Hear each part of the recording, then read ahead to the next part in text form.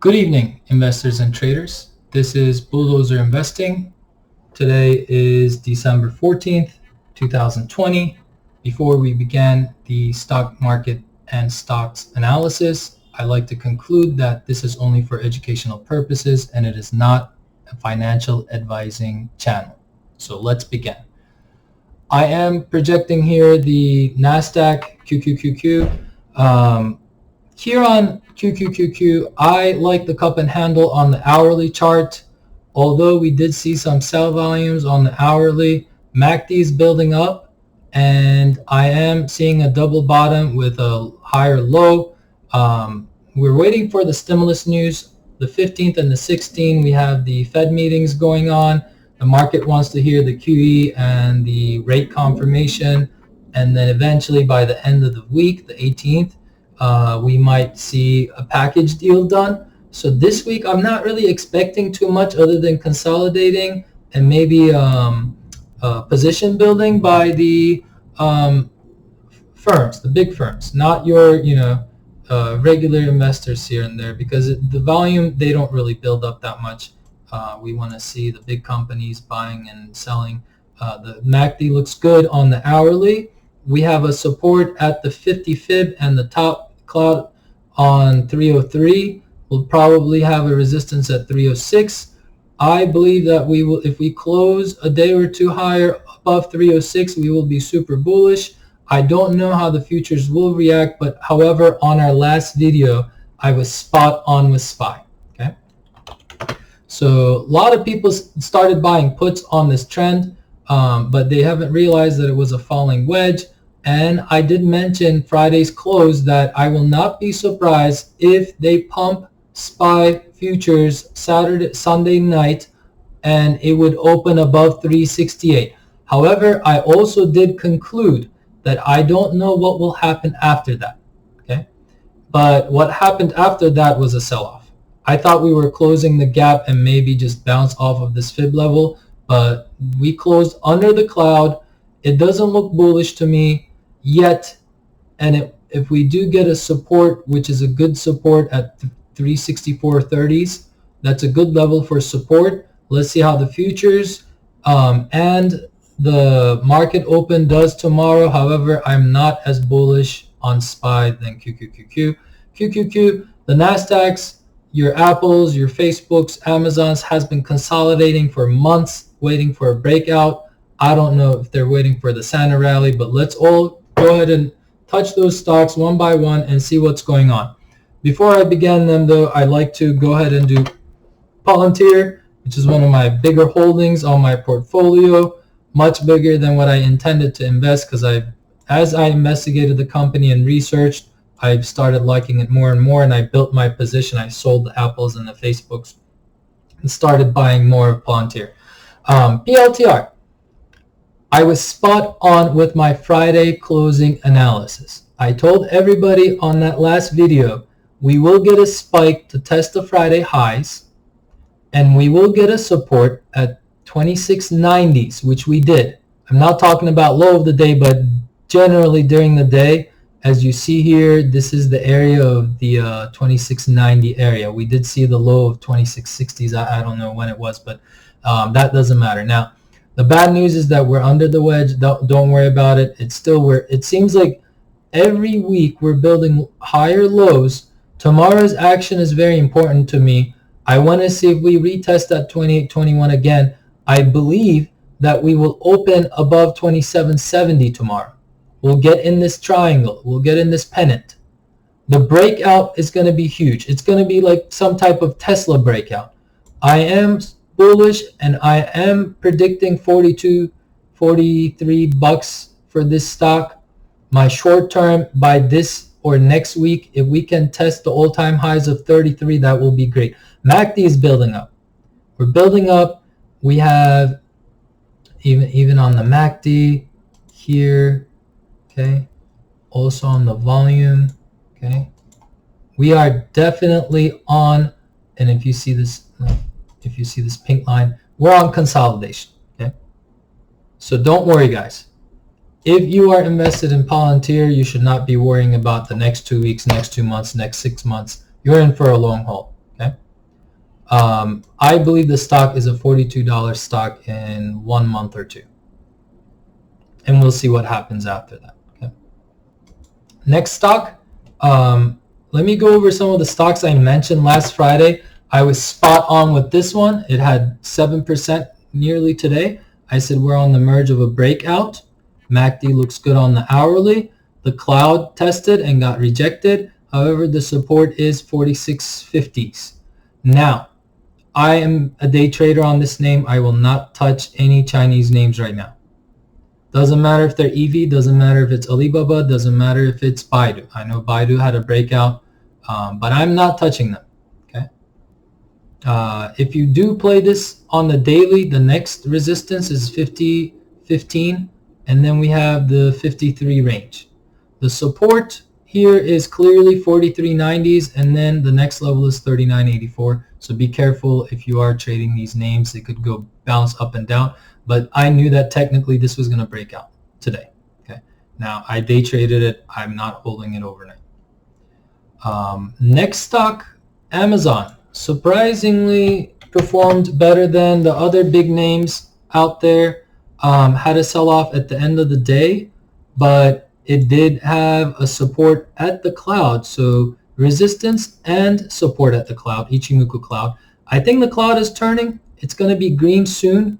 I like this name for seasonal play. It does seem like it's, finding a support level at 30.90s.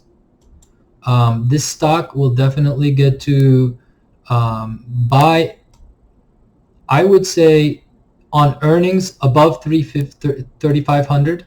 Okay, so if you want to build, if you want to build position, now it's a great time between the range of 3,100s, and this is a good time to collect. Now let's look at the daily and the weekly on this name. I don't like this diamond formation. That's one thing that I can conclude. Okay, let's delete all these fib levels. Okay. So I don't like this diamond formation. Now if it breaks down, bulls supported it, but if it breaks down, I do think we will see this 2,800. Okay. I don't, but that if this goes to 2,800, the whole market is going down. So you better hedge or do something. But we'll see what happens. For now, we'll have to see. I'm positioning small. It's a big stock, anyways. $3,000 per stock. So I would say just if you want to play instead of Amazon, if you want to play like Shopify or eBay, that's also fine. But let's look at Shop. I am bullish on this one. It is kind of doing the same diamond formation as Amazon. It's topping out at 1100s. So let's see if it breaks out above 1100. My target level is 1250 and ultimate target is right now 1350. Okay.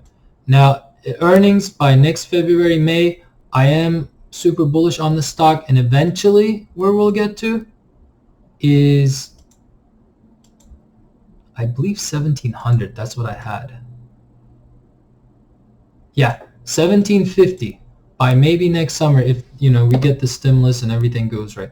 Now what the market doesn't want is a quick recovery, guys, because the quicker we recover, that means the easing will go away. We might have tightening, the interest rates will start going up, and we might not have that pump of liquidity in the market anymore. That's when you'll see the sell-off. So sometimes market doesn't make sense to some people. It's because and I kind of like this inverse head and shoulder. If we do break out of this 1100, guys, it'll be super bullish. So Shopify, if you can't play Amazon, play Shopify. It's 3 times less than price wise. At least you can afford that a little bit more. Okay? So those are the target levels. Now let's look at, I'm bullish on NVDA, but it is just again on a consolidation phase. This pennant will be huge. I'm super bullish on this. I don't care if it's overvalued. You don't trade this name. You buy and forget. I had friends that invested in the 150s, $100,000, $200,000. Now they've sold it for a couple, K profit or a couple K loss. But if they were to hold it, now you're going to say you could do that with any stock, but what I'm saying, NVIDIA is different. Okay, NVIDIA is different. NVIDIA is the future. The self-driving cars, the cryptocurrencies, the cloud. So they get all these advantages left and right, and the CEO is really nice. I love the company. We will see 660 soon. You just have to be very patient with this name. Either buy Leaps for 700. I would buy Leaps at 700, or I would just buy Common and just build my portfolio and trade it as a 401k stock. Okay. Alternatively, a lot of people are bullish on AMD. Now, some things fly high and you just can't hold it, like it just jumps. Okay. First target 97, second target is let's say 110. Reason why. Now, you get the double bottom, you get a complicated W formation, and you can even say, cup and handle. Because last time this thing did cup and the handle was ridiculously long on this, it flew, baby. Oh my God, nobody stopped it. So this is what I'm talking about. When some stocks fly, they just fly and nobody can hold it. This is another formation that I like, the W, maybe the dragon formation here, and it looks like it broke out today actually, but my confirmation would be above 97. This thing is going to go all the way up to 115, but I'd be safe. I'd be safe than sorry and sell this at 110. The first resistance level should be around $100 after 97, so 102, and then 111, and then finally you sell this. I would sell this thing right around 115. I'm not super bullish on the Intels and the AMDs, the CPU processors, because of Apple. Now, what Apple has done with their M1 chip, everybody's bragging about it, and we've only seen it in the 13 Pro and the MacBook Airs. I can't wait to see the 16-inch now. It used to be called 15, 16. Let's see how big. They used to have 17 back then. If they do a 17-inch with an awesome, CPU and GPU, and that just tops AMD and Intel, I don't know what to say, guys. Apple, let's go ahead and look at Apple. I'm bullish on Apple. Nice support, consolidating volume, double bottom. The second bottom is high or low. Again, it's dragging its feet. This is a stock, again, you own, you don't trade. My first target is 130s, like 132, 135 range, and summertime 180. Trust me, when the phone sales come out, the 5G thing grows, and those MacBooks sales and the services grow, it's gonna go higher. Okay, I would rather own Apple than trade AMD. I would rather own NVIDIA than trade AMD. But again, that's your choice. You have to do your own due diligence. Okay? We covered QQQ, SPY, Palantir, XPev, Amazon, Apple, Shopify, NVIDIA. My last pick is Facebook. I like the support this morning. I like the green buys, the volumes. Although the name is being beaten down, I love this name. Facebook, Instagram, WhatsApp. They're working on digitizing IDs all over the world. They're working on big things. I mean, some of them could be conspiracy, but I think that they are the next generation of Amazon. So I know Amazon is a different concept, but instead of going and try and close on yourself, you could look at the Instagram models or whatever. Like, they have all these concepts of home, like, instead of buying a furniture, they have these like nice furnitures already designed and you can see things. I like Instagram better than Facebook for one thing, is that I see more future in Instagram than Facebook. I think Facebook is just reached its maturity. I don't know if we can count this as a little cup and handle, or not little, it's actually big, but I think I'm gonna go. I did start my position today at 330s on February 3. So this area 330s, which is my first target. My long-term target on this stock is almost 45% higher, 410. Maybe the leaps for 2022 January's, you can even do 500, 520. That's my play on Facebook.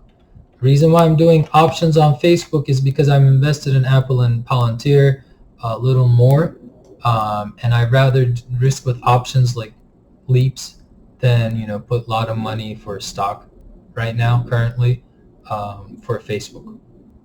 I don't encourage anybody to play options unless they understand the concept, when to take risks, how much to take risks. Do your own due diligence. A lot of people get broke playing options. They have a small account and they want to get rich quickly. Don't do that stuff. So that's it. Again, I'm more bullish on QQQ, the big sectors of tech. I do see that the high-flying names of the flu shot names and also the cruise and the airlines. I was bullish on American Airlines, and I posted this chart a couple of weeks ago. It was lagging, so all the airlines and the names were going up, and it was lagging. 50% fib it hit. It was going above. My prediction was it's the 61, of course, but let's see, it's flagging. It got support. Let's see what happens. I'm not a buyer here. I'd be a buyer. I was on SPR and Boeing right around here. American Airlines kind of lagged. It got that spike and then it just lagged, filled the gap, just went through. However, I would stay away from that sector because the news already came. That's it. So a lot of money, I think, is going to shift from those Dow names to QQQ. Very nice support on Apple. Resistance at 123 as we saw today.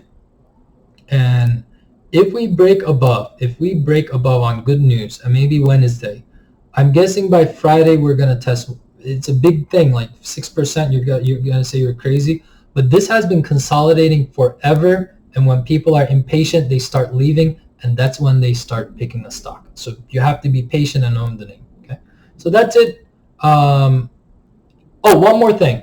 Speaking of the short squeezes, I mentioned the other day, Lemonade. So I mentioned Big C, but just want to give you an example of what Lemonade did. Let's go on the daily. The double bottom here, okay, the double bottom, and it broke out. This had a huge short squeeze. I know this is kind of like the Tesla of, insurance sector. They're pretty good.